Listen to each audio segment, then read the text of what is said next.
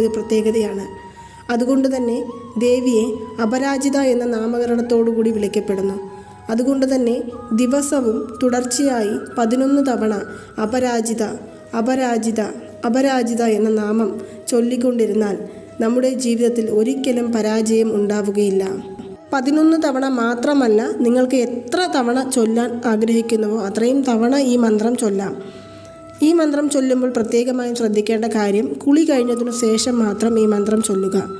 ഈ മന്ത്രത്തിന് പൂർണ്ണമായും ഫലം ലഭിക്കണമെന്നുണ്ടെങ്കിൽ നമ്മൾ വെറും വയറ്റിൽ, അതായത് ഭക്ഷണമൊന്നും കഴിക്കാതെ രാവിലെ എഴുന്നേറ്റ ഉടൻ കുളി കഴിഞ്ഞതിനു ശേഷം ഈ മന്ത്രം ജപിച്ചതിനു ശേഷം നിങ്ങൾക്ക് ചായ കുടിക്കുകയോ അല്ലെങ്കിൽ വെള്ളം കുടിക്കുകയോ എന്തു വേണമെങ്കിലും ചെയ്യാം.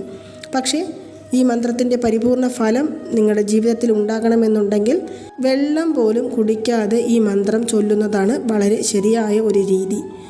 അപ്പോൾ